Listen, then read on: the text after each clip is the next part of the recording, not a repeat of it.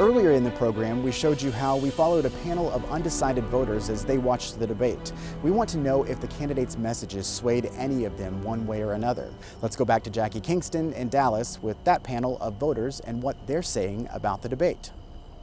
An interesting reaction from our panel of mostly undecided voters here in Dallas. We got to watch as the two candidates talked about Uvalde and the mass shooting and gun control and their response to that. Our panel were pretty vocal at that point, but have more to say. But we want to take you back to that moment in the debate and let you see what we saw here in the studio as our panel, our focus group, were able to use their dials and react to that moment in the debate in real time. Take a look. This is going to be an emergency item. Over the summer, I requested special legislative committees to begin working already so that they will have ready when we begin the session to address Uvalde, but the broader-based issue across the entire state of Texas. If it's an emergency, as you call a mentioned special earlier. session now. Why wait till the next year? Mr. O'Rourke, a question for you now. Gun violence is the leading cause of death for children and teenagers in this state. Why are you waiting to save lives? So many here of our group of our focus group, some of our undecided voters, many of you I know tonight, and thanks again for being here, are parents. And the gun debate was something that you were really passionate about and had a strong reaction to, as we just saw during that soundbite. Was anyone swayed during that discussion? What decisions were you able to make tonight, you here in the front? So I don't know if it was swayed was the word or unswayed, but I know one thing going into this debate, Abbott refused to participate if there was going to be his own constituents in the crowd. And this happened in the southern border. That's not Uvalde per se, but that to me was very telling that, you know, a two-term governor was going to refuse to participate if his own constituents were in the crowd. So that kind of, I went in here undecided or open mind, but, you know, reading that earlier today going in, it definitely, you know, swayed me in a more negative way towards Mr. Abbott. Talking about the gun debate, talking about and hearing the candidates and what they had to say about Uvalde tonight, I know a lot of you are parents in the room this evening. Did what you hear during the debate change your mind or elicit a reaction from you either way? Were you moved emotionally by what they had to say?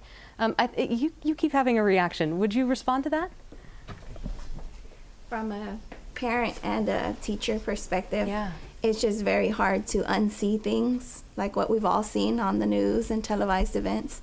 So you don't have to be somebody that's in the classroom every day like me. You don't have to be somebody who drops your kids off every day to understand and know the impact of Uvalde and moving forward, you know, in the future, never letting anything like that happen ever again. I know that you guys had a lot to say during the focus group. We were able to track your reactions in real time. But before our debate this evening, we polled you with a couple of questions. And one of the responses that we got, we want to share with you now. We have a graphic to show you. This is how you voted. If we, as we said earlier today, who would you vote for if the debate were or if the election were happening tonight? Were happening before the debate this evening. And this was the results from that poll that we took in real time here. Greg Abbott leading, the incumbent, Governor Greg Abbott, Beto O'Rourke bringing in 27%, our undecided voters 33% as well. As we talk about that, and we talk about the way that you've responded throughout the debate and the way that I know many of you have said that these candidates moved you tonight, I want to ask you the same question. So pick up your clickers one more time, and I'll ask you just to vote. This is another mock election. The election is happening now. If you would vote for Governor Greg Abbott, the incumbent, move your dial to number 1. If you would vote for Beto O'Rourke, move your dial to number 2. And if you're still undecided after that debate this evening, move your dial to number 3. So Greg Abbott 1, Beto O'Rourke 2, undecided 3. Go ahead and lock in your answers now. We want to take that poll as well. Did any of you who, I know that many of you said that you planned to vote in the November 8th election, just a show of hands tonight, have any of you decided that you don't want to vote, or are all of you more determined than ever to get out and vote? More determined than ever? Definitely going to vote. Definitely going to vote. We're glad to hear that. I want to ask you too, you know, there were a lot of issues. Do you feel like you got more clarity? Again, a show of hands. Did any of you walk out of here knowing for sure how the candidates stand on the issue that you cared most about tonight? Did you get the answer you wanted? Show of hands if you did get the answer you wanted. And some of you did not get the answer that you wanted. Fascinating results. Thanks so much for being here. We want to see if we can take a look at the polling numbers. Do we have the results from the mock election that we just took here? Let's take a look at how you would vote after the debate. The undecided number shrank.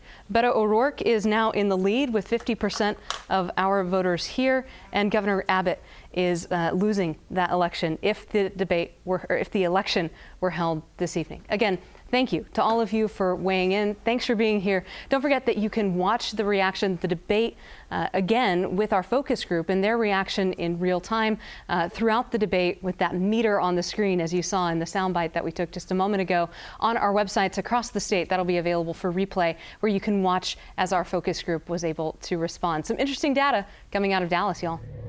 Thanks, Jackie. There's more to come on this special edition of State of Texas. Up next, what the candidates had to say about guns after Uvalde, and some key dates you need to know about before Election Day.